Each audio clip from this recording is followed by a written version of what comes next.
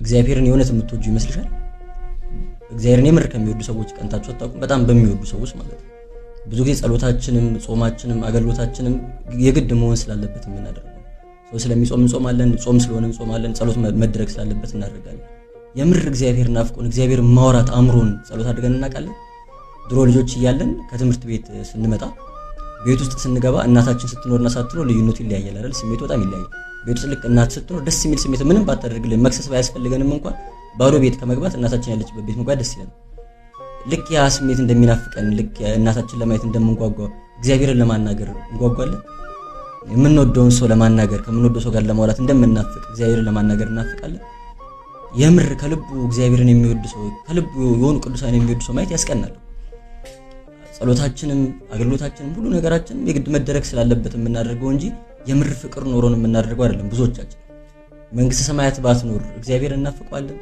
እሱም አይመግበን እሱም አይጠብቀን ቢሆን ከሱ ምንም የምናገኘው ነገር ባይኖር ናፍቆን ጓጉተን እንሄዳለን። በእግዚአብሔርና በእኛ ፍላጎት መካከል በእኛ ምርጫ መካከል መምረጥ ሲኖርብን የምር እግዚአብሔርን እንመርጣለን።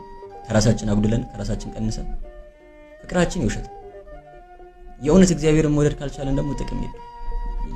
እግዚአብሔርን ማፍቀር እግዚአብሔርን መውደድ መቻል ሁሉ መጀመሪያ የሰጠችን ሕግ እኮ ናት። ጌታችንን መጣና አንዱ ፈሪሳዊ ጌታ ወይ ከሕግ ሁሉ የምትበልጠው ሕግ የትኛዋ ናት ብሎ ጠየቀ። ጌታችን ሲመልስለት ጌታ አምላክን እንደ ነፍስ አድርገው ውደድ፣ በሙሉ ኃይል በሙሉ ጉልበት ውደድ የሚለው ሕግ ይበልጣል አለ። አይታችሁ ከሆነ ግን 10 ትእዛዛት ላይ እንደዛ የሚል ሕግ የለም። ጌታችን እንደዛ ያለው የ10 ትእዛዛትን ስንጠቀልላቸው ወይ ፍቅር እግዚአብሔር ወይ ፍቅር ቢጽ ከዚህ ቀጥሎ ደግሞ እግዚአብሔር ውደድ ከሚለው ሕግ ቀጥሎ ደግሞ ባልንጀራ እንደራስ አድርገው ውደድ የሚለው ሕግ ይበልጣል ብሎ ጌታችን እንዳስተማረ ማለት ነው። እግዚአብሔርን ከልቡ መውደድ የቻለ ሰው ሁሉን ነገር ማሸነፍ ይችላል።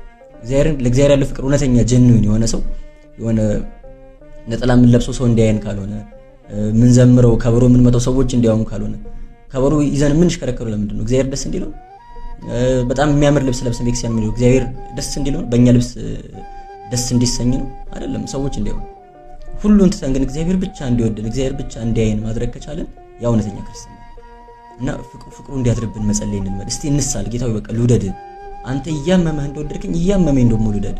አንተ ከራስ አጉድለ እየሞትክ ነፍስን ሰጥተው እንደወደድከኝ እኔ ደግሞ እንደው አንተ ሞተልኝ እኔ ልኖርልህ። እስቲ አንተ እንደምትወደው አድርጌ ልኖር፣ አንተ እንደሞትክልኝ ልሞትልህ ባልች ካንተ ፍቅር የያዘኝ ልክ ባል ስጠኝ ሚስት ስጠኝ ብለን እንደምንጸልየው ካንተ ፍቅር የያዘኝ አንተ ልውደድ፣ አንተ የምትወደው አይነት ሰው ልሁን፣ አባቶቼ እንደወደዱ ልውደድ፣ ቅዱሳኑ እንደወደዱ ልውደድ፣ ሊቃውንቱ እንደወደዱ ልውደድ፣ እናት ድንግል ማርያም እንደምትወደድ ልውደድ ብለን ወደ እግዚአብሔር መጸለይ ያስፈልጋል። እውነተኛ ፍቅር ለእግዚአብሔር ያለው ሰው ሌላ ምንም ነገር ሊከብደው ስለማይችል ማለት ነው።